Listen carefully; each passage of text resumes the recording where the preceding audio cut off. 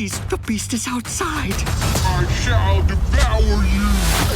Hey, Red Girl, leave these poor, unattractive people alone. He's incredible. He saved our town. Sort of. You are crazy. And handsome. If you're gonna be critical, be fair. Monkey King. Man, that's really catchy.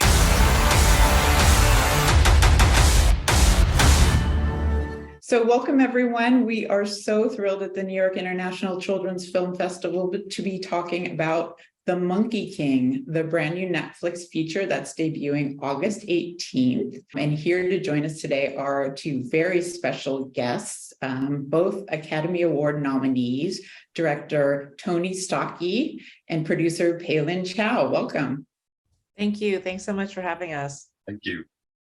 It's such an amazing film. I can't even tell you. It's just like delightful to have this incredible preview of this film that's filled with action, that's based on an epic classic tale that is has so much energy and a brilliant, fierce girl lead, in addition to, let's see, the titular Monkey King. So I would love to just open it up to you, Peilin, maybe to tell us about how you made this, what feels like a pretty bold move to take on this epic tale and decide to tell it your own way with Tony leading on it.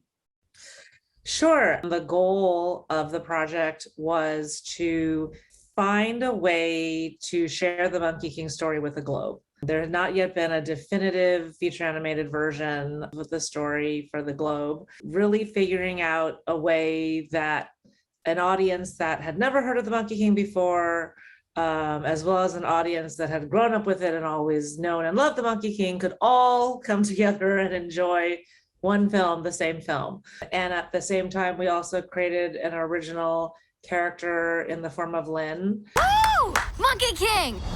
I offer my skills as your humble assistant. Hard pass. Please, I just want to do big things someday, like you. She really serves a dual purpose of being our entry point into the film for those that have not experienced it, but also being a really new, unique, and original element for people that have grown up with the Monkey King. We were lucky enough to find Tony, who, although did not grow up with the Monkey King as a child, is actually an amazing Monkey King aficionado. I have to say, like, watching the Monkey King, every time a scene changes, I was just like at the edge of my seat, so excited because it's so vibrantly animated. It's just like gorgeous world building. Since it was the first Monkey King movie for a global audience, we thought it should get, the most bells and whistles, the glossiest look in the animation. We're inspired by Peking opera face makeup and, different periods in Chinese history for the style of the robes and that kind of stuff, and for the look of the world. And then ultimately by Chinese brush painting. In the texturing of stuff, we wanted to integrate that kind of subtle look, and in our creation of all the worlds that we visit. Like when you go to Jade Heaven and it's made out of clouds and stuff, we looked at a lot of brush painting and the quality of lights and darks so that we could literally build the buildings of Jade Heaven out of clouds. And our production designer, Kyle McQueen and his art department, and the folks at Real Effects spent a long time sort of nailing that down. Amazing. The imagination that you have in introducing these new characters and taking on the canonical ones, and how you shape that like through character design and also through script writing is so intriguing to us. I'm sure our audience is really curious to know, like, let's talk about the Monkey King. Like, how do you make the Monkey King both naughty, obnoxious, charming, hilarious, in terms of how he looks, in terms of how he's voiced? We did a lot of designs for him. The story goes through various iterations. The very first story when we started out skewed quite a bit younger, and he was a gentler, sort of cuter monkey. But as we developed the story and worked more with Stephen Chow and the folks at Netflix, the willingness to do more of an authentic version of the folktale, to get back into the tone of that, pushed us in a new direction for the look of the movie and the design of Monkey. we storyboarded. We had people in the storyboarding department who have a martial arts history. Siwei, who's like I said, he performs in the Peking Opera. He does martial arts, and amazingly, he's a really good 2D animator too. 拍摄真人是一个很有效的、很有必要的这么一个环节。那其实呢，就是有真人的参考，动画师拿到它就可以，我们就可以提高我们的整个的效率，也可以降低沟通的成本。So he would take our storyboards and go over the poses, and he would really reboard the moments, the fight sequences, so that the martial arts felt a bit more authentic. It still delivered the emotional story beats during the fight, but the fighting became a bit more authentic, a bit more inspired by the theatricality of Peking opera and stuff.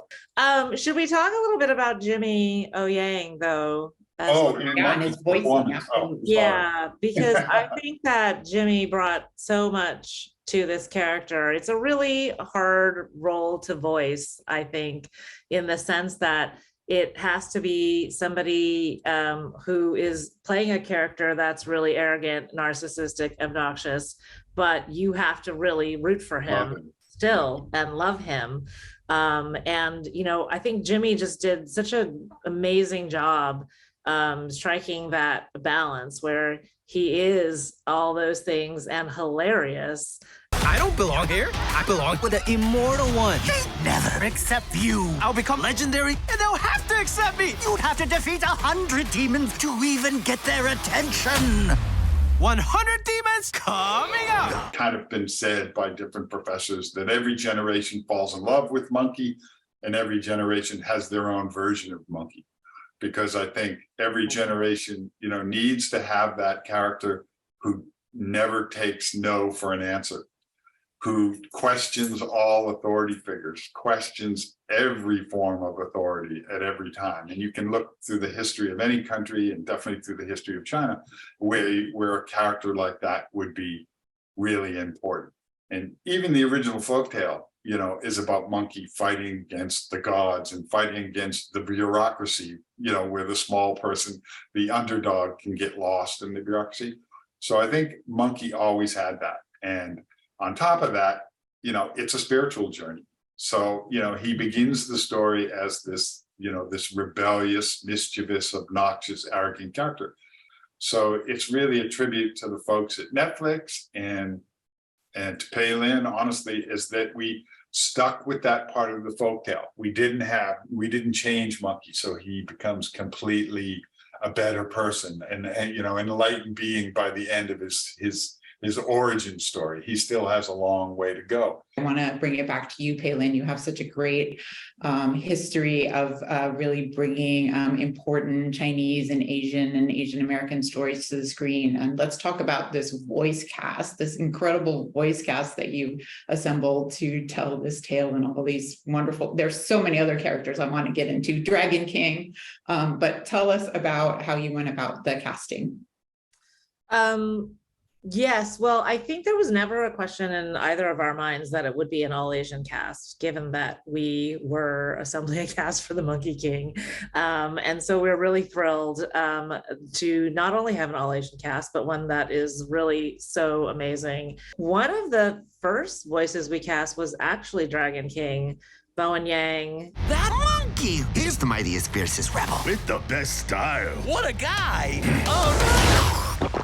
Any other comments? We were just obsessed with him and his comedic genius. And we knew that we wanted Dragon King to be a comedic character.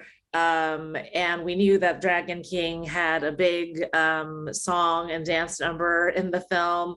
And we were aware that Bowen, you know, did some singing, and turns out he has an amazing singing voice. We didn't kind of know the depth of it going into it, but one of the really fun things the first time Tony and I met with Bowen that we learned from him is that his entire life, he actually had always had this dream of playing an animated villain.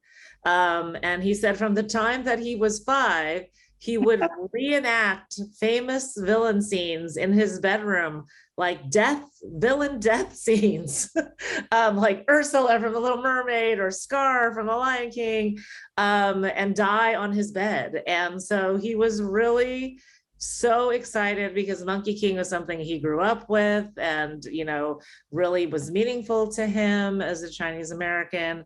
And at the same time, we were coming to him saying, you know, will you play the villain? So it was kind of a amazing dream come true in that regard. And I do remember our first recording session with him. It was really amazing when he stepped into the booth because his speaking voice, normal speaking voice, obviously very different than the voice of Dragon King. And it was kind of just like there in that first moment, like this booming, deep villain. And, you know, I remember Tony and I looked at each other, we were like, where did that come from? And Bowen was like, I've been practicing since I was 5, like for this moment. So I am the mighty Dragon King. Suffer my wrath. Supposed to be lightning crash. And there it is. But Lynn is the character who grew the most because she was sort of 100% created. Peilin, you always have a great thing to say about her story of you know, how the smallest pebble can make a big ripple, and how you should talk about that. Jolie, she's just the greatest little actress.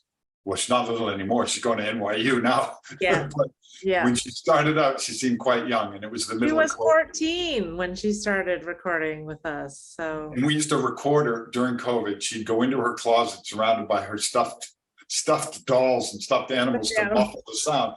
And she was the best, most experienced member of the crew as far as using an iPad and using her iPhone and recording it. She was like, just send me my pages on the iPad. Everybody else, we had to mail them paper pages.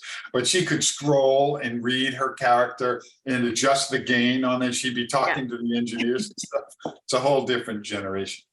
But yeah, she definitely grew up in front of us. So Jolie grew as Lynn grew. Yes. Yeah. Yeah, for sure. Yeah. She really, you know, I think that the character, what Tony was talking about, undergoes this journey where she learns that writing your own scroll is important and meaningful, and that the choices you make, the actions that you take, the stories that you tell can have a profound impact on those around you and the life that you end up leading. And I think it's such a beautiful lesson for the character, but also just for children and families watching the film. And, you know, kind of, it's one of my favorite things about the movie that I hope people leave feeling empowered. Peilin, Tony, you are brilliant. We are so grateful to you for making the story so meaningful, so fun, so exciting, and so thought-provoking. Like, I could just talk for hours with you all, but I know your time is tight, and we just want to thank you. We want to encourage everybody out there to check out The Monkey King on August 18th on Netflix. Tell all your friends, get a watch party together, make a whole evening of it, because it is super fun. It is so much to talk about, so much to think about. You're going to be wanting to read and watch other versions and come back to this one over and over again. So thank you for being with us. Thank you so much, Maria-Christina. Thank you so much for supporting the film and featuring the film, and such a pleasure to chat with you. Absolutely. It's a great work. The Monkey King, August 18th on Netflix. Thank you all and enjoy. Bye-bye.